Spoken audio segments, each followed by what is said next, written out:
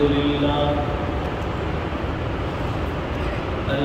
لله وكفى سلام على عباده الذين اصطفى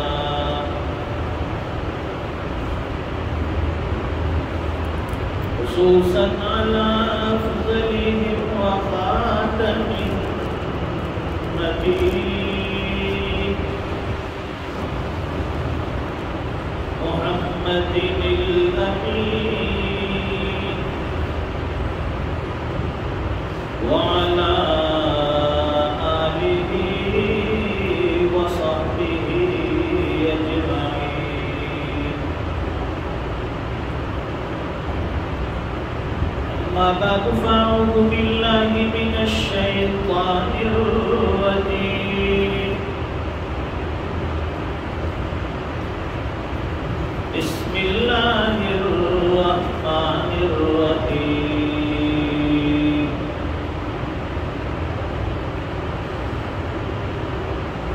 ألم يجدك يتيما فآوى صدق الله العظيم.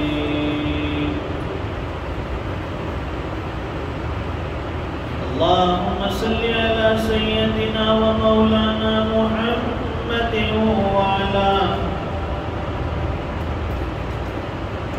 وعلى آل سيدنا محمد وبارك وسلم.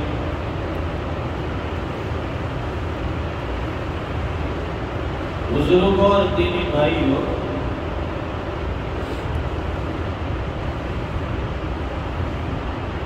انسانوں کی رشد و ہدایت کے لیے،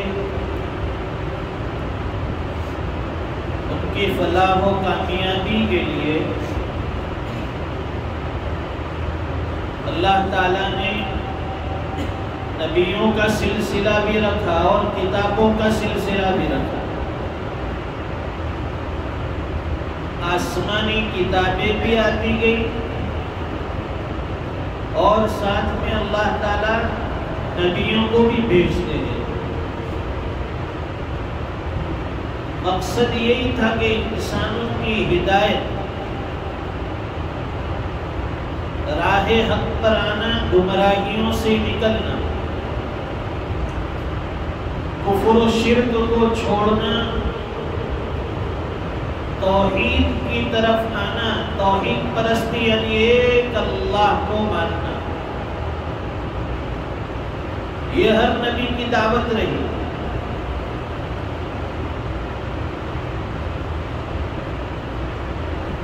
اور ہر زمانے میں چونکہ لوگ کفر و شرک کے اندر ضلالت و گمراہی کی طرف گامزن تھے، آگے بڑھتے تھے، جہالت کا ایک دورہ ہوتا ہے.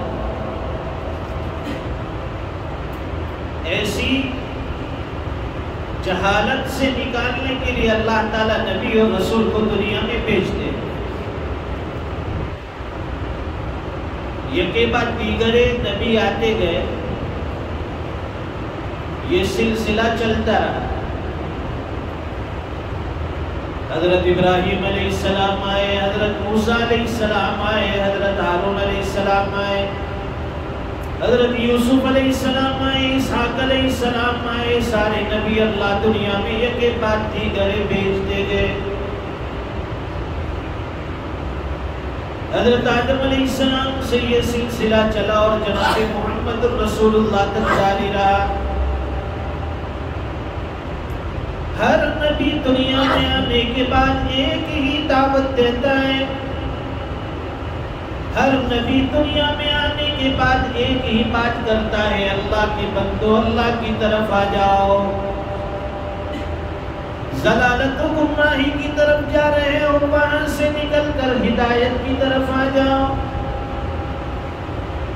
جہنم کی طرف کیوں جا رہے ہو، جنت کی طرف آ جاؤ. اللہ کی جنت بڑی ہے، اللہ کی جنت بڑی وسیع ہے. جہنم کی طرف مت جاؤ، یہ کھائی ہے، یہ کنواں ہے، آگ کا کنواں ہے، عذابوں کا گڑھا ہے۔ نبی ہر زمانے میں سمجھاتا رہا، ہر دور میں نبی اپنی امت کی فکر کرتا رہا، پچھلی امتوں کے حالات ان کو سمجھاتا رہا، ان کے اوپر آنے والے عذاب سے بھی آگاہ کرتا رہا۔ اے اللہ کے بندوں، پچھلی امت کی طرف مت ہو جاؤ، انہوں نے نافرمانی کی، اللہ کی پکڑ آئی، انہوں نے نافرمانی کی، اللہ کی طرف سے عذاب آیا، وہ گمراہی کی طرف گئے، اللہ نے تباہ و برباد کر دیا۔ مت چلو ایسی راہ پر۔ لیکن ہر زمانے میں نبیوں کو ستایا گیا، ہر دور میں اللہ کے رسول کی تکذیب کی گئی، ہر دور میں نبیوں کو جھٹلایا گیا، ان کے اوپر آزمائش آئی، سختی آئی، ایمان والوں کے اوپر آزمائش آئی، سختی آئی، لوگ نبیوں کو جھٹلاتے رہے۔ جو نبی صداقت کی طرف لے جاتا ہے اور خود صداقت کی دلیل ہے، اس نبی کو جھٹلاتے رہے، اس نبی کی تکذیب کرتے رہے۔ حضور پاک صلی اللہ علیہ وسلم دنیا میں تشریف لائے اور جس وقت حضور پاک صلی اللہ علیہ وسلم اپنی والدہ کے بطن میں، پیٹ میں تھے، آسمان کے ستارے جھک جھک کر سلام کرتے تھے بی بی آمینہ کو، درختوں کی ٹہنیاں بھی جھک کر بی بی آمینہ کو سلام کرتی ہے، میرے محبوب صلی اللہ علیہ وسلم کے سامنے جھک جاتی ہے۔ زمزم کا پانی جو نیچے تھا میرے محبوب صلی اللہ علیہ وسلم کی برکت سے وہ بھی اوپر آ جاتا ہے۔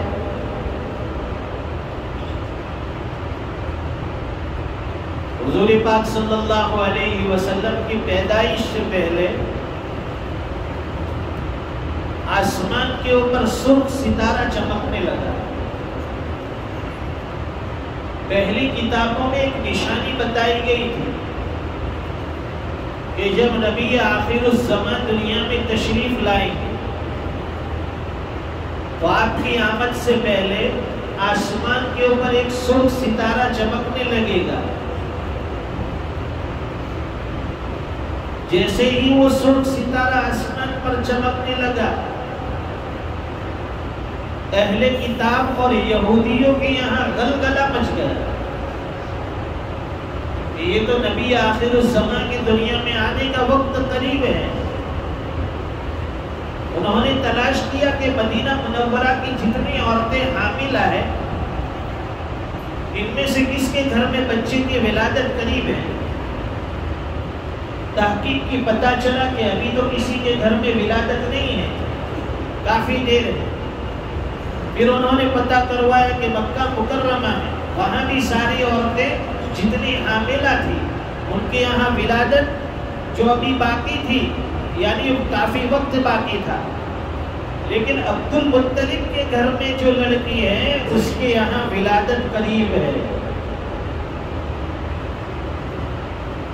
بی بی آمینہ اس کے پیٹ میں جو بچہ ہے وہ بہت جلد دنیا میں تشریف لانے والا ہے۔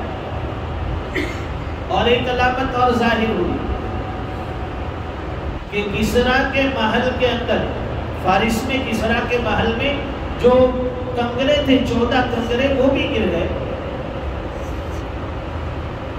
انہوں نے اس کی تعبیر پوچھی، لوگوں نے بتایا انہیں کہ بھائی ایک بچہ پیدا ہونے والا ہے، وہ تمہارے تخت و تاج کو ختم کر دے گا، لیکن 14 نسلوں کے بعد۔ اب اسے یہ پتہ نہیں تھا کہ جتنے بھی جانشین آتے جائیں گے قریب قریب وقت میں یکے بعد دیگر سارے مرتے چلے جائیں گے، اور یہ پیشن گوئی سیدنا حضرت عثمان غنی رضی اللہ تعالیٰ عنہ کے زمانے میں پوری ہو گئی۔ ایران میں ایک آتش کدہ تھا، جس میں 1000 سال سے آگ جلتی تھی. جس رات میرے محبوب صلی اللہ علیہ وسلم دنیا میں تشریف لائے، آتش کدے کی وہ آگ بھی بجھ گئی، 1000 سال سے جلتی تھی، لیکن حضور جس رات پیدا ہوئے وہ آگ بھی بجھ گئی. نبی کریم صلی اللہ علیہ وسلم کی جب ولادت باسعادت ہوئی، دادا عبد المطلب نے دیکھا، بڑے خوش ہو گئے، میرا پوتا بڑا خوبصورت ہے. اور جب دیکھا حضور پاک صلی اللہ علیہ وسلم بستر کے اوپر لیٹے ہوئے ہیں اور سر سجدے کے اندر ہے، پیدا ہوتے ہی سر سجدے میں. عبد المطلب نے اپنے پوتے کو اٹھایا اور لے جا کر بیت اللہ میں لے گئے دعا کے لیے. اس زمانے میں یہ دستور تھا کہ جب بھی کوئی بچہ پیدا ہوتا تھا تو ماں حصول برکت کے لیے اس بچے کو بیت اللہ میں حرم شریف میں بھیجتی تھی تاکہ وہاں اس کے لیے دعائیں ہو، وہاں اس کے لیے دعائیں ہو اور برکتیں حاصل ہو حرم کی بیت اللہ کی.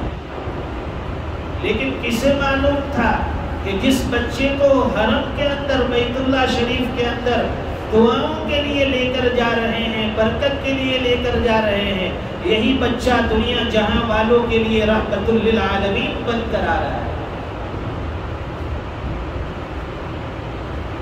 حضور پاک صلی اللہ علیہ وسلم کی ولادت باسعادت ہوئی، سب لوگ بڑے خوش تھے، سب نے بڑی تعریف کی. جس نے بھی دیکھا بیت اللہ میں، جن لوگوں نے دیکھا سب نے بڑی تعریف.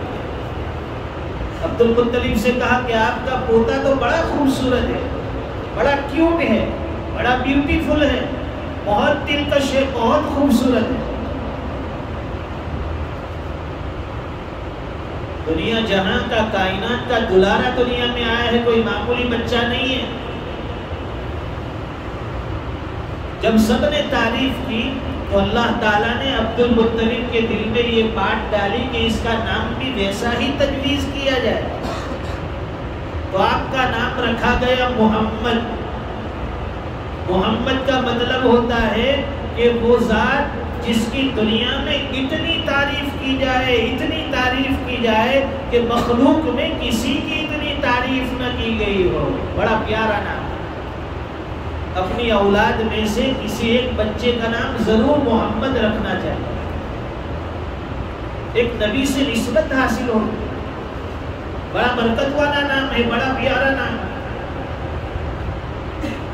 تو آپ کا نام محمد رکھا گیا کہ دنیا میں اس کی اتنی تعریف کی جائے گی کہ ایسی تعریف دنیا میں کسی اور کی نہ کی جائے. اور ایک نام آپ کا احمد بھی ہے. آپ کا نام زمین پر محمد ہے، آسمان کے اوپر احمد ہے. احمد کا مطلب ہے کہ وہ ذات جو اللہ کی اتنی تعریف بیان کرے، اتنی تعریف بیان کرے کہ مخلوق میں سے کوئی بھی اتنی تعریف اللہ کی بیان نہ کرے. آپ محمد بھی ہے، احمد بھی ہے، دونوں نام قرآن میں بھی آئے ہیں. تو حضور پاک صلی اللہ علیہ وسلم دنیا میں تشریف لائے، چھوٹے سے ہیں، معصوم. اب اتفاق ایسا ہوا کہ مکہ مکرمہ سے کچھ 100-150 کلومیٹر پر ایک بستی تھی جس کا نام بنو سعد ہے. وہاں سے کچھ عورتوں نے مشورہ کیا کہ ہم مکہ مکرمہ جائیں گی، وہاں سے بچے کو پرورش کے لیے اپنے یہاں لے کر آئیں اور اپنے یہاں بچے کی پرورش کرے گی تو ان کے والدین سے ہمیں انعام ملے گا. اس زمانے میں یہی ہوتا تھا. مکہ مکرمہ چونکہ چوراہا تھا، چوراہا جہاں 4 راستے پڑتے، سینٹر، اور ملکوں سے یعنی مختلف ممالک سے قافلے وہیں سے ہو کر گزرتے تھے. اور مختلف قافلوں کے آنے کی وجہ سے چونکہ وائرس کی بیماریاں ہوتی ہیں دوسری بیماریاں جو ہوتی ہیں لوگوں کے اندر وہ پھیل جائے اور بچے کے اوپر اثر انداز نہ ہو. اس لیے وہاں کے لوگ ڈرتے تھے، اپنے بچے کو وہاں مکہ میں نہیں رکھتے تھے، دیہاتوں میں بھیج دیتے تھے، گاؤں میں بھیج دیتے تھے. دوسری وجہ یہ تھی کہ مختلف قبائل کے وہاں سے قافلوں کے گزرنے سے ان کی زبان صاف ستھری نہیں ہوتی اور دیہات میں گاؤں کی زبان صاف ستھری ہوتی، اس نیت سے وہ بھیج دیتے. تو بنو سعد کی 10 عورتیں وہاں سے نکلی مکہ مکرمہ کے لیے کہ ہم مکہ مکرمہ جائے گی اور وہاں سے امیروں کے مالداروں کے بچے پرورش کے لیے لے کر آئے گی تو ہمیں انعام ملے گا. اجرت کے اوپر اس زمانے میں لوگ بچے پالتے تھے.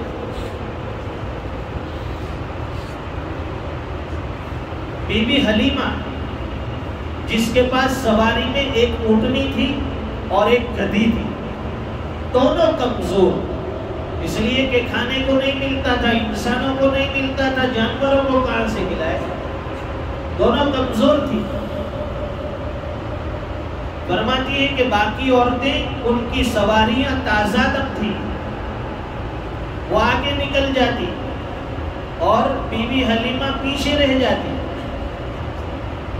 4-5 مقام کے اوپر انہوں نے ٹھہر کر انتظار کیا، حلیمہ کے آنے کا انتظار کرتے. پھر انہوں نے حلیمہ سے کہا کہ حلیمہ تمہاری سواری کمزور ہے اور ہمیں بار بار ٹھہر کر تمہارا انتظار کرنا پڑتا ہے، ہم لوگ آگے نکل جائے تو پیچھے آ جانا. حلیمہ سعدیہ نے کہا کہ ٹھیک ہے تم آگے چلی جاؤ. وہ ساری عورتیں آگے نکل گئی اور انہوں نے مکہ مکرمہ پہنچ کر جتنے امیروں کے بچے تھے وہ اپنی گود میں لے لیے پرورش کے لیے. 1-2 عورتیں بی بی آمینہ کے پاس بھی گئی اور پوچھا کہ اس کے والد کیا کرتے ہیں، تو بتایا کہ اس کے والد تو فوت ہو گئے ہیں، یہ تو یتیم بچہ ہے. یہ سن کر کسی نے میرے محبوب صلی اللہ علیہ وسلم کو گود نہیں لیا کہ یتیم بچہ ہے، جب اس کے سر پر باپ کا سایہ نہیں ہے تو ہمیں انعام کون دے گا. یہ سوچ کر انہوں نے چھوڑ دیا. یہ دیکھ کر بی بی آمینہ کا بھی دل دکھا، غمگین ہوئی کہ کاش میرا خاوند زندہ ہوتا، میرا شوہر زندہ ہوتا کہ میرے بچے کی پرورش میں مدد کرتا. ذرا بڑا ہوتا اسے انگلی پکڑ کر بیت اللہ میں لے جاتا، مسجد لے جاتا، اسے انگلی پکڑ کر بازار کی سیر کراتا، کھلونے لا کر دیتا. لیکن اللہ کی شان کچھ اور تھی. اللہ یہ بتلانا چاہتے تھے کہ آمینہ تو غمگین نہ ہو، یہ بچہ اس کے والد اسے بازار سے کھلونے لا کر کیا دیتے. ایک وقت آنے والا ہے کہ ہم آسمان کے چاند کو اس کے لیے کھلونا بنا دیں گے، یہ انگلی سے اشارہ کرے گا، چاند کے 2 ٹکڑے ہو جائیں گے. آمینہ تو غمگین نہ ہو، اس کے والد اسے بازار کی سیر کیا کراتے. ایک وقت آنے والا ہے، اس کی وہ شان بننے والی ہے کہ ہم اس کو آسمان کی سیر کرائیں گے، جنت کی سیر کرائیں گے. دنیا کے بازاروں میں کیا رکھا ہے؟ ہم اسے آسمان کی اور جنت کی سیر کرانے والے. سب نے بچے لے لیے. آخر میں جو بی بی حلیمہ تھی وہ آئی، دیکھا کہ سارے امیروں کے بچے تو لوگوں نے لے لیے ہیں، تو بی بی آمینہ کے پاس پہنچی، پوچھا کہ اس کے والد کیا کرتے ہیں، بتایا کہ یہ تو یتیم بچہ ہے. تو حلیمہ نے کہا کہ ٹھیک ہے. وہ بچہ سویا ہوا تھا، چہرے کے اوپر کپڑا ڈالا ہوا تھا. حلیمہ کہتی ہے جیسے ہی میں نے چہرے سے وہ کپڑا ہٹایا تو وہ بچہ پیار سے مسکرانے لگا اور آنکھیں کھولی. اس کی مسکراہٹ میں وہ جاذبیت تھی. میں نے اسے فوراً اٹھایا، سینے سے لگایا اور بوسہ دیا. دل میں کہا کہ حلیمہ تجھے اس کے گھر والوں سے انعام ملے یا نہ ملے، لیکن اس بچے کی مسکراہٹ تجھے ضرور ملے گی. چنانچہ میرے محبوب صلی اللہ علیہ وسلم کو بی بی حلیمہ نے اپنی گود میں لے لیا اور پھر اس کی تعریف کرنے لگی کہ میں نے کبھی ایسا بچہ نہیں دیکھا۔ بی بی آمینہ کہنے لگی کہ حلیمہ تو گاؤں کی رہنے والی ہے، تو نے گاؤں میں ایسا بچہ نہیں دیکھا، میں شہر کی رہنے والی ہوں، میں نے شہر میں ایسا خوبصورت بچہ نہیں دیکھا۔ عبد المطلب پاس میں کھڑے تھے، وہ کہنے لگے کہ آمینہ تو نے شہر میں ایسا بچہ نہیں دیکھا، میں تو ملکوں کا سفر کر چکا ہوں، میں نے ملکوں میں ایسا خوبصورت بچہ نہیں دیکھا۔ اگر حضرت جبرائیل سے پوچھتے کہ جبرائیل تم بتاؤ جواب دو، حضرت جبرائیل کہتے کہ عبد المطلب تم تو چند ملکوں کا سفر کر چکے ہو، میں پوری دنیا گھوم چکا ہوں، میں نے پوری دنیا میں ایسا خوبصورت بچہ نہیں دیکھا۔ اور اگر اس وقت تصور یہ خیال کرے کہ اللہ تعالیٰ کیا فرماتے، تو اللہ فرماتے کہ حلیمہ تو نے گاؤں میں ایسا خوبصورت بچہ نہیں دیکھا، آمینہ تو نے شہر میں نہیں دیکھا، عبد المطلب تو نے ملکوں میں نہیں دیکھا، جبرائیل تو نے دنیا میں نہیں دیکھا، میں پروردگار میں نے اپنی پوری مخلوقات میں اتنا خوبصورت بچہ نہیں دیکھا۔ سبحان اللہ، اتنے خوبصورت اللہ تعالیٰ نے اتنا معصوم، اتنا پیارا اور اتنا خوبصورت بنایا تھا حضور پاک صلی اللہ علیہ وسلم کو۔ اب آگے آگے آپ کی کیا برکتیں دنیا والے کو حاصل ہوگی، اور حضور پاک صلی اللہ علیہ وسلم دنیا میں کس طرح سے لوگوں کو ضلالت اور گمراہی سے نکالیں گے، ہدایت کی طرف لائیں گے، انشاءاللہ آئندہ بیان کے اندر اس کو عرض کیا جائے گا۔ اللہ تعالیٰ سمجھنے کی توفیق عطا فرمائیں۔ وآخر دعوانا الحمدللہ رب العالمین۔